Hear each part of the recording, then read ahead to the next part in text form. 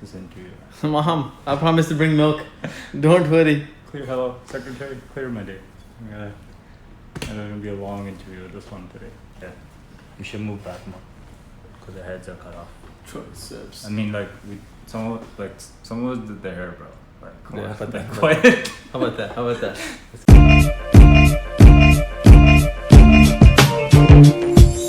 What up? It's your boy Sats.b. Happy Wednesday. I didn't want to miss out on today's vlog. It's an important one today too, and it's already 11:15 when I'm doing my final edits on this thing. But I wanted to give you guys, a little bit of the daily dose of Sats.b. But I'm not going to talk too much today because I got my homie Shaz on the podcast. And for those of you who have not subscribed to the podcast, it will mean everything to me if you can just go hit subscribe on Spotify, and I think we're going to be on Apple soon. But yeah, man, we can use the support, and I'm putting all this content out for free, giving my blueprint for free. We got two crazy topics today. One, you're going to meet Shaz, founder and CEO of BWA Fitness. Incredible company, great philosophy, and you'll hear Shaz's story of getting beat up many times but never quitting, and how he connected his passion to his purpose, and then the idea of quitting just disappeared because you can't quit something you're passionate about that has purpose. And his is a great story, so I want you guys to listen to it. It's coming right up. Before we get to Shaz, the topic of today is accountability. And y'all know how much I love accountability. I've been talking about it in my career and my blogs for a minute. And some people just don't know the difference between being accountable and being responsible. For the longest time, in my wall at the company, we used to have a big sign that said 100/0. 100/0. And what 100/0 meant is 100% of the time, I'm going to take accountability for the actions. And at no point will I have an excuse. So 100% of the time, I'm accountable for everything that I do with zero excuses. It sounds cocky because people that read it, that sometimes interpret it as I'm responsible, all of a sudden feel like, hey man, that's not possible. That's not realistic. How can I be responsible 100% of the time? I'm gonna fuck it up. I'm gonna make mistakes. I'm not perfect. I'm human. And I rein them back in. I'm like, listen to what I'm saying. I'm not saying 100% of the time be responsible. I'm saying 100% of the time be accountable. Accountability is a layer above responsibility. Okay? Take a simple example. If I hired you to babysit my kids, you're responsible for taking care of them. You're accountable for making sure they're well and they're protected. And the accountability is a bigger message and a bigger emotional connection than the word responsibility. Because responsibility sometimes gives us moments of excuses. Not because you're lazy or you didn't do something right. That's what life does. Life gives you challenges, and they become excuses for some people. They become challenges for some other people.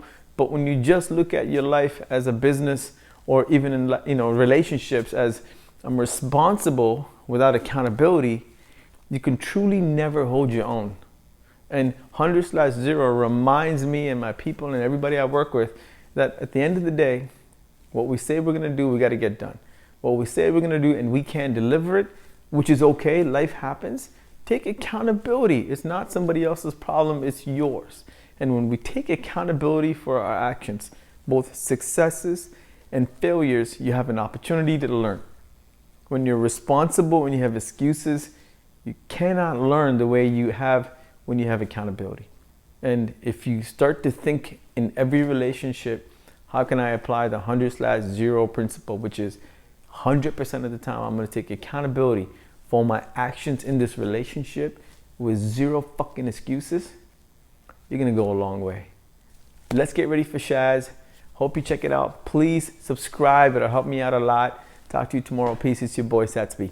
Today's exclusive interview is with my homie Shaz Khan, CEO, founder, BWA Fitness. And you will, in this 8 to 10 minute podcast, learn what it means to recognize that you're ready to quit, finding the strength not to quit, and then connecting your passion to whatever business you're in so that you can never quit really. If you love what you do and you get to do it every single day, and not about money, but the benefits you bring to the work you do and the people you serve. This podcast is about entrepreneurs talking about real life entrepreneur issues that you don't learn in school. And you're an entrepreneur. You've been an entrepreneur and self-employed for a really, really long time. So let's break it down first on who Shaz Khan is and how and when did you get into the fitness game? Okay, well, so I kind of always was into working out and training, even when I was younger. When I wasn't doing this, I was kind of training my friends, but totally into it before the Instagram days. So I got into it at early age, and then really, even when I got into school, I was thinking I was going to take business marketing. I knew I wanted to be in business, but I also knew I love fitness, but I didn't know if I was going to be just a personal trainer at a location, at a gym, or I was going to be, running a business. So I went into business school, marketing, dropped out officially I dropped out after 6 months, but mentally I dropped out like within 2 months. Literally, I did not go to school. I did not go to classes, and I was just, trying but not really into it. So I was like, wow, okay, this is really not business, or they're not really teaching what I want to learn. And so finally I got out of it, and then I just got like a job at a retail state, quit my retail job, and finally got into, did I say quit? I got fired from there too. I got fired from my retail job because I wasn't doing my sales and just being lazy because I wasn't into it. And then I decided to get my fitness certification and kind of like lead down that path.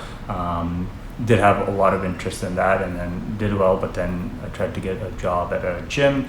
Got fired out of that after 3 months. Not even 3 months, I was like 2 months. And then I was like, okay, you know what, I'm just gonna do my own thing. So I lived at a condo gym, and I had the facility, and I just started bringing in clients slowly.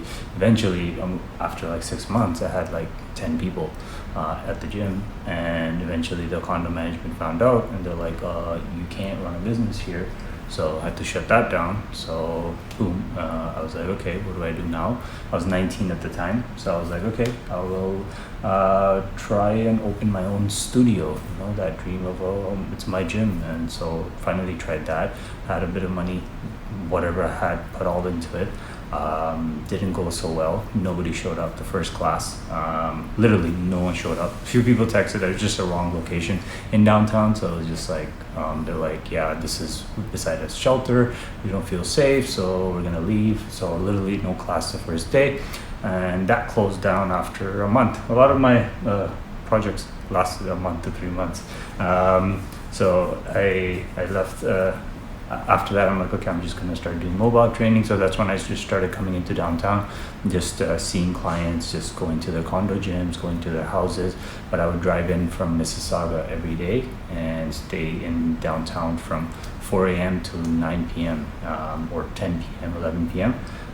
That on hot summer days and super cold days was not fun, because you really don't have any places putting in the time. Yeah, so I mean, really started with like 2 clients, 3 clients, and then slowly grew, slowly went down, slowly grew, and this business is just up and down. So yeah, that's how I got started, and just kept going, and this is me after, I would say, 8 years, still doing my thing, still struggling, but still love it. Yeah. So. Well, the 2 things that I want to talk about you and why I thought you would be a perfect candidate for all the entrepreneurs to hear it based on the story that you just said. One, the topic of quitting always comes up when I talk to entrepreneurs, because some of them get in for the right reason, but they're not set up to handle it, so they want to quit. Some of them get in for the wrong reason, and then they're forced to quit. Mm-hmm. And your life has been a continuous momentum building, pivoting thing, mm-hmm. right? Yeah. So let's talk about what does the word quitting mean to you? And then in everything that you've touched, how often did you think about, fuck it, I'm done, I'm gonna quit, this is crazy? Yeah. And then what made you stick through and to get to where you are today? To answer your you said quitting. I did think about quitting a lot, and what it means to me is like really going towards a way, like either you weren't originally into it, or it really didn't work out, or you found out that it wasn't really for you. You thought it was, but then you find out, oh, this is terrible. So for me, that's quitting. And I did think about it a lot because obviously money was an issue, right? Do you remember? Like, can you talk about like an actual scenario where you're like, I think I have to quit, and then maybe that's not how you thought through, but like, what it's like when nobody shows up at your brand new spanky gym. Yeah. Like, walk me through that feeling. That was definitely the time I thought I was gonna quit, because I remember I was there, and then I waited like 15-20 minutes, nobody showed up, so I locked the door. And I don't know what I was thinking. I was just like, even if somebody best way to get customers to come in. Even if someone shows up, I'm like, this is gonna, like, one person gonna show up, I don't want to look like pathetic. So I locked the door, closed the lights, and I just sat at the staircase for about an hour just staring down. And I was like, okay. What were you feeling? I was feeling beaten and lost, and a lot of people were expecting to hear how was the first turnout, and phone calls started coming in, and I was just like, so a lot of people called. I was like, yeah, it was great, right? It's just especially the parents, right? Because they were the first to yo, what are you doing, son? I remember my dad called and I said the same thing. Yeah, it was great, and then just okay, I'll see you home soon and stuff, whatever. So yeah, that was very, very, very tough, and that I think I at that moment I grew the most, because I just drove around. I just kept thinking like, okay, I don't know what I'm gonna do now. I have the space that I leased for a year. I don't know how I'm gonna get out of that, and I don't know if I'm gonna keep going with this. Again, I was just sold this dream because you see it online so much that it's gonna happen within 2 months. Literally, that's what I walked into. So I didn't have a plan for the shitty times at 6 months or a year that it takes to build a business, and we saw that with B-Well how long it takes. But so that moment did beat me up a lot. But I woke up the next day, and I woke up with full energy. I'm like, I'm just gonna go keep doing it, and that's when I decided I'm gonna save up again, and I want to figure out which route I'm gonna take this time. Whether it's a gym, whatever it is, I am gonna do what I do best, and which was fitness, right?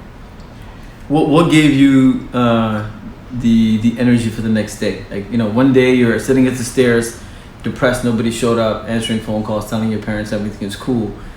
You do this drive to get your headspace into clarity. You still have the space the next morning. What changed? What self-talk?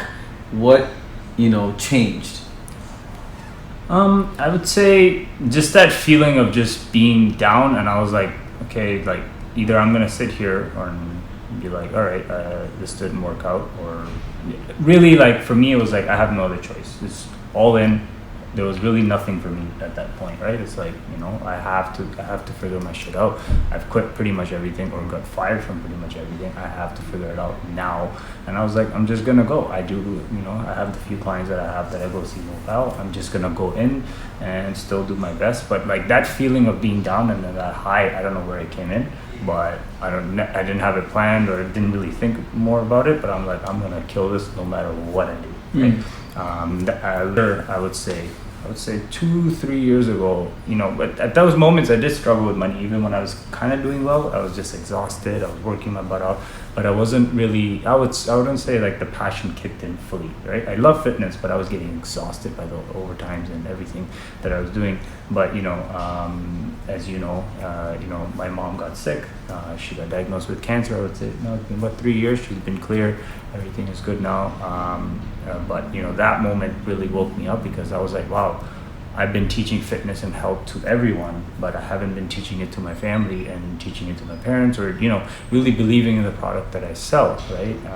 And I was like, I gotta change my way around. Like, I don't want to lose 8 to 10 pounds, 12 to 15 pounds in 2 weeks, because that's how originally I was selling, like every other fitness gym, right? I'll like get results, get slim, selling that dream. But then I switched it around. I'm like, I want to sell good health, but in a way that you target, once you prioritize health, then you'll get to every goal that you want. So I'm like, then that's the time I started practicing it too, because again, before for me it was just like, yeah, eat 20 eggs a day and get jacked, only about looks, right?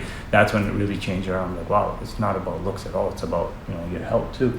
So I would say now I'm more in the health business. Before I was in more of the fitness business. So again, like similar but kind of different, right? So yeah, that's when my passion kicked in the most, I would say. And that's when like now I can work like nonstop and I never burn out anymore.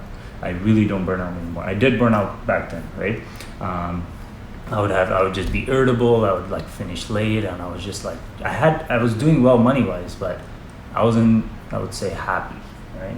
But now it's just crazy how it changed. I guess I matured. So yeah, some people do say like, I'm passionate about it, but they just like something about it. But there has to be a really, really deep reason for why you're doing what you're doing, especially if you're in the business. It has to be like what you're doing. You have to have a goal to change the world, impact the world. I think that's